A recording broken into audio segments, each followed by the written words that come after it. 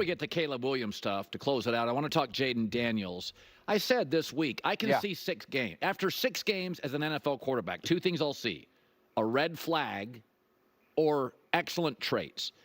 Jayden Daniels works for me. I wish he was 15 pounds heavier. I wish he was a little sturdier.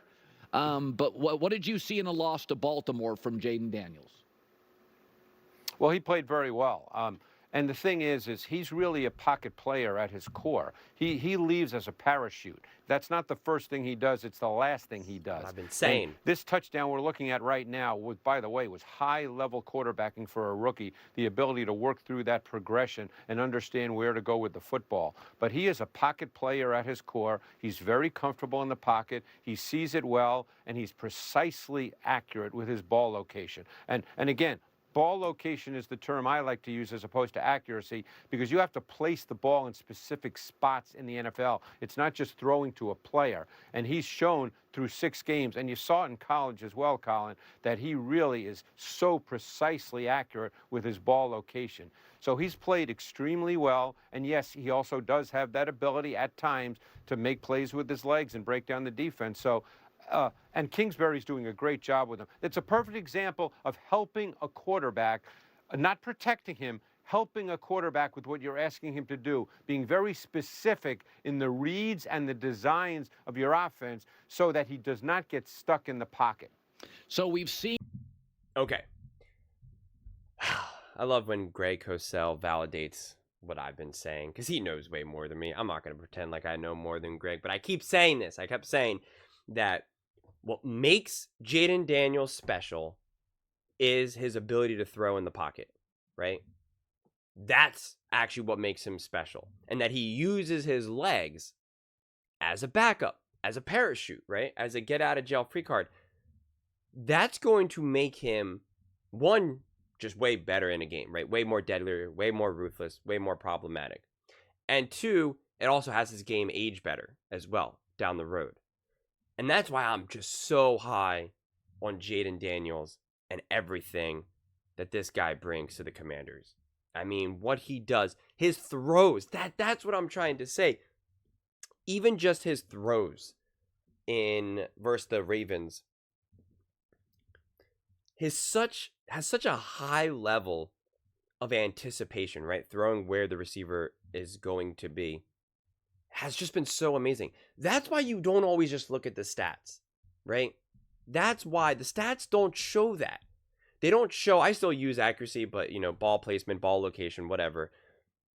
The stats don't show that. They don't show some of that. And I highlighted the one play where, to McLaurin, where it was like, where he threw it, McLaurin had his head down, was nowhere near the spot, and it was in the back of the end zone, and it was just an unbelievably beautiful pass that the stats, if you look at the stats, you'll never see. He could do that 10 times a game, every single game, and you still won't see it in the stats. So that's why when people say Jayden Daniels is already a top passer in the NFL, and he's better than, I'm not even going to name names because people freak out no matter who you say. If I said Lamar Jackson, Baker Mayfield, Dak Prescott, whoever, no matter who you say, if you even say Gardner Minshew, people freak out. And it's like, but that's why we say it. Because of those types of high, exceptional throws. That's why I say it, because I'm watching. I'm actually using my eyes. It's different when you have a quarterback who's, he's really accurate. You're throwing to open receivers, or they're throwing on the run. Right, you're still anticipating to a degree. You have to, right? I mean, you're not only throwing to guys who are locked in a spot, right? You can't do that otherwise. And they talk about how you can't teach it. I forget if he said it right here or if he said it in a different part of this clip. But there is the feeling that you can't teach that anticipation. And I know from my own background, it does feel that way, because it is one of those things that you either have it or you don't. For me, I have great anticipation. In terms of reading other things, like, that's not my expertise, because I like to just be a robot when I play. I just like to be a robot. I don't like to try to think too much and have to try to figure out and decipher. I just want to be a robot. Tell me what I need to do, and I will do it. I don't mind thinking in practice, but so I have good anticipation. And I have no idea why, just how right? It could just be just an instinctual thing, genetic, upbringing, whatever it may be. That's what I do pretty well. And it translates in other aspects, right? Not only football, throwing the ball, but also basketball, baseball to a degree, although less because you are more stagnant where you are. But I can see that, and I can see other people don't. And it is one of those things when I was growing up, for instance, right, before you're really playing sports at a higher level, you either see on TV, like if they're doing drills or whatever it may be, like in a movie or something, a moving target, at a carnival even, honestly, silly stuff like that. That's when those things kind of come about. In my mind, I was like, this looks hard, but it's actually not. And I would do it. And again, I'm not saying that I'm Jayden Daniels. I'm not saying that. But I'm just trying to speak to that it does feel like it's something that you either have or you don't. Honestly, just throwing feels like you either have it or you don't. I mean, if you ever see these trick plays, right? When they have another player throwing the ball, you're talking about elite athletes, right? The guys who are just in the top 0.0001%. And when they throw the ball, it looks weird. You can automatically tell that's not a quarterback. And yet these guys are just amazing athletes and obviously are playing in the NFL. And yet them throwing the ball looks weird. And I understand they're not working on it as much, but still, you would still think that almost any NFL player can grab the ball and throw it and look good doing it. But that is not the case. Throwing itself is largely like you either got it or you don't. You either can throw it or you can't. And of course, there's still things that you can work on, mechanics, timing, moving around the pocket, of course, right? But what you see with Jayden is that all the things that you either have or you don't, he has. And that's like, I got the chills thinking about it because like, that's what's so special. He has all the things that you either have or you don't. And now the rest is just things that he's going to continue to work on and grow. And that is now coaching. That is now situation. That is now the people around him, the roster, the weapons, all of that. It's the things that are now technically in a lot of ways out of his control to a degree. Outside of some other things that he can obviously put in the work. But a lot of it is going to be who's his coach, who's surrounding by him, right? What is he being fed? That's why I'm so high on the great coaches, the McVays, the Andys, the Shanahans, because in a lot of ways that is out of the control, right? If Andy Reid's like, this is what we need to work on for Patrick Mahomes, yes, it's in Patrick Mahomes' control to actually work on it, which he does, but it's out of his control because Andy Reid's either going to point out things, this is what we need to do, this is what you need to work on, this is what you need to do to take your game to the next level. In a lot of ways that would be out of Mahomes' way because someone like Andy's either going to tell him and bring it to his attention or not. So that's why it's exciting because sometimes you see players, they have some haves and they have some of the haves or have-nots, but not all of it. And so now they really need to double down on some of the other things, right? The talent around them, the mechanics, moving around in the pocket, whatever it may be. And what the other thing is, that is why, I mean, if you need further proof of this, this is why Jayden Daniels' run, the running aspect of his game, is a parachute and not his default. Because he can do everything else to such a high level, special degree. That's what makes it special. So when people want to argue, oh, look at his numbers, look at his stats, even though his numbers and stats are great, but they want to use it as a reference point as to why he's not better than some of these other quarterbacks in terms of passing.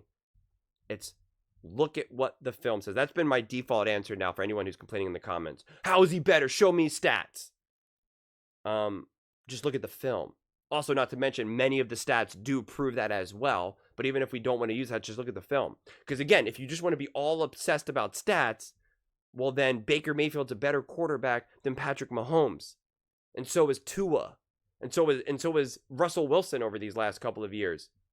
Now, no one in their right mind believes that Russell Wilson is a better quarterback than Patrick Mahomes. No one in their right mind would pick Dak Prescott over Patrick Mahomes. So easy with the stats. We have to let this go. Stats are, I have to say this every video, and it's like, I wish I didn't. Stats can help paint a picture, absolutely, but they can't be the foundation of an argument. They can't. They can be used as data points, as interesting things to talk about. But they can't be the foundation, even though Jayden Daniels, again, has the foundational stats as well. But I'm so happy that Greg Cosell talked about this and highlighted this. He's one of my favorite people who kind of breaks down film and talks about it. I think he's brilliant, quite frankly.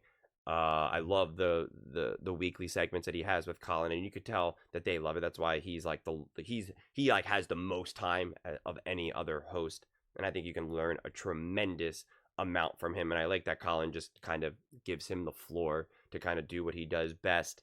But yeah, I mean, just everything Jayden has done this season so far has been just exceptional, absolutely exceptional, and even in a loss, it looks great. And I'm curious to see now what they do against the Panthers. I don't think the Panthers are obviously a great team, of course, but they're not as bad as they were without Andy Dalton, right? They do have a little bit of fight and a little bit of juice in them. So I'm just curious to see what the Commanders do, how Cliff Kingsbury approaches this. Does he just kind of continue the game plan that he's been going, right? Is he just like, hey, we're stacking wins, we're doing good? Or is he going to try to push Jayden Daniels at all, right? Try to stretch and see, right, what can he do? Because he's maximizing his current ceiling, right? His current ceiling, I think he's maximized. If you said, what's his rookie year ceiling? He's already reached that. But do they now try against a team like the Panthers, for instance, try to stretch that out now? Are they like, hey, we've already unlocked level rookie, right? We've already maximized that. Can we push this? And I don't know. I don't have strong feelings. I'm not an offensive coordinator. I'm not a head coach. I'm not a player developer. So I don't have strong feelings. On one side, I'm like, you know what? Just continue what you're doing. There's no reason to kind of do anything beyond what's already been proving to work at such a high level. The difference between the Commanders beating the Ravens and was not Jayden Daniels, right? They didn't. If Jayden Daniels just had a higher ceiling, they would have won that game. No, they would not have. Whether Patrick Mahomes was on that team or even Lamar Jackson, who was obviously the winning quarterback of the Ravens, if he was on the Commanders, they don't win that game. The Commanders were just, they couldn't get the run game going, right? They're a team that's up and coming. They don't have all the pieces just yet. It wasn't on Jayden Daniels, so it'll be interesting. I'm really curious to see how Cliff Kingsbury continues to approach developing Jayden Daniels, what the game plan continues to be for the Commanders as a whole, not just Jayden, and more exciting games in the future for sure. But those are just my thoughts. I'd absolutely love to hear yours. What do you guys all think about Jayden Daniels? What you're seeing when you're watching him versus maybe, say, the stats? Let me know in the comments below. I read every single comment, so whether you agree with me or disagree with me, either way, let's get in some discussions. Let's get in some fights. But ultimately, let's just have some fun. And please do consider subscribing. We are building an amazing community here, and I'd absolutely love to see you part of it. I want to build something that we all genuinely feel connected to, something that we're really excited to be part of. I think we're on our way to doing it. And please don't forget to give this video a thumbs up, as it really does help with the visibility and the algorithm. Thank you so much, and see you next time.